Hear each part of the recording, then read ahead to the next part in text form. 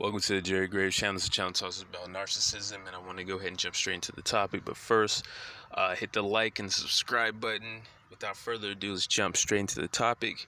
Alright, so first of all, the reason why my backgrounds are kind of unique is because I just like to look at like old art, like from Disney and things like that. So it's just, I don't know, I think it's cool.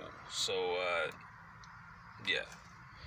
But this video is going to be about the 3 things that you should look out for when you have discarded your narc and you've blocked them. So the first thing is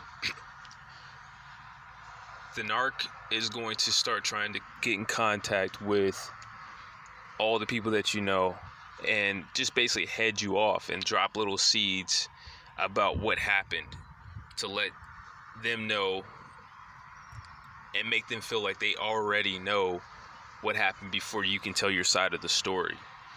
And they can become flying monkeys, or just in general, just people who think that they know what's going on between you and this person, and they don't. And the problem is that people aren't as smart as what they think they are. Like, a lot of people are naive, and some people just flat out aren't smart. And that means that they haven't really studied things like logic or logical argument and what in the fallacies of it. So when a narcissist is making a point to them, it just even if it's illogical, if they haven't studied that type of stuff, they'll accept it. As all it takes is just a little bit of trust. And people aren't really diligent about doing the right thing and giving you in particular a fair chance. If you're not there, they'll think that they have understood the side of the argument that the narcissist presents, even if it's full of fallacies, and just, I can fill in the blanks, and they'll take it, and they know that they shouldn't do this. They know that it's wrong, but people do it. And that's the thing that most people don't really like. People understand that, but people don't really accept how people are when they aren't really being held accountable. If there's nobody there to hold them accountable, and they can make those type of decisions that aren't fair to you, that aren't fair to anyone, and they're by themselves making that decision, they'll make a bad decision. They will listen to one side of the story and not get your side and make a decision about you and make judgments. And it's bad. It's flagrant. It's worse than what most people think. Like, people are just worse off in those categories if there's nobody there who's more powerful to punish them if they were to cross this person. If you were a very powerful person, and they would really mind their P's and Q's, and they would convince themselves that, yeah, I'm a good person. I'm not jumping to conclusions, but in reality, that's their reactive power. If you don't have the power to punish that person, they're just going to do whatever feels good. If they're having a good conversation, that narcissist is making them feel good and they feel entertained by what's going on. They don't care about the truth as much. And, it's one of those things that we all know, but we all kind of expect people to be a little bit more mature about these things, and they are not. So, yeah, even people that you trust, your friends, they can be easily turned against you. They can be easily converted because they just aren't as smart as they think they are. And so they fall for those types of manipulations. So that's the first thing. Then the second thing is, basically, they're going to try to get back in contact with you and stalk you and watch you.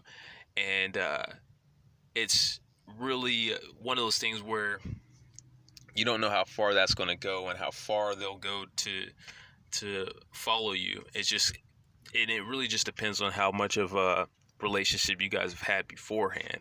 So you would have to always be trying to cut off ties and cut off information and watch out for what you put online and things like that, because they're going to be snooping through, and anybody that you've told anything to can be used against you, even people that you wouldn't expect, because people are easy to manipulate. People like attention. People like things like that. All the narcissist has to do is give them what they want and drop a few seeds, and the next thing you know, you got a whole army against you. So with that being said, most people don't understand how easily people are manipulated. So you have a step up on the average person just knowing that. And then the final thing is just they'll be using their surveillance just to find something that you want, something that you're lacking that maybe they can provide. And usually that's going to be money. You know what I'm saying? They're going to be watching for moments for you to falter, and they're going to be asking about, people that about, how well you're doing, and that means financially, you know what I'm saying? But that's their main manipulation techniques, because they know at the end of the day, even the strongest people are eventually going to need some help, and that's where they're trying to get their foot back in. And a lot of times they're thinking that in the back of their head, this person's going to come back to me. People will say that to you. You'll be back, especially if you're the type of person who's not in a financially stable position. They're sometimes they'll let you go. They won't even stalk you, because they're like, I know how people treat you, and I know you'll be back. I know nobody's going to give you a chance. I know nobody's going to really give you any money, any stability. I know there's something's going to go wrong with you. So they're staying papered up. They're keeping their money right to be able to provide that help to their past victims. And that's the end game. It's chess. It's not checkers.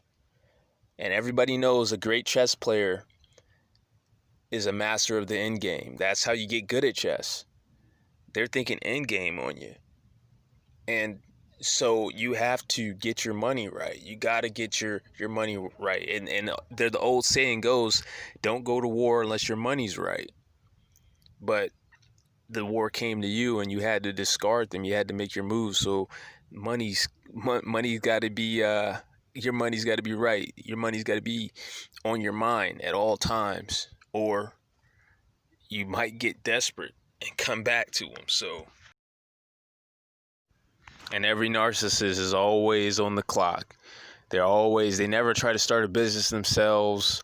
For the most part, they're low achievers, but they're always at some dead-end job or somewhere, punching a clock and trying to ride the hours, And that's not just for them. That's not just so that they can have an extra couple dollars here and there. It's money for you, because they know that eventually you're going to need them. It's money with your name on it that they rode the clock for.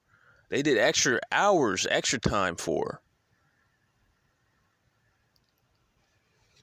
And with that being said, that's all I got. Peace.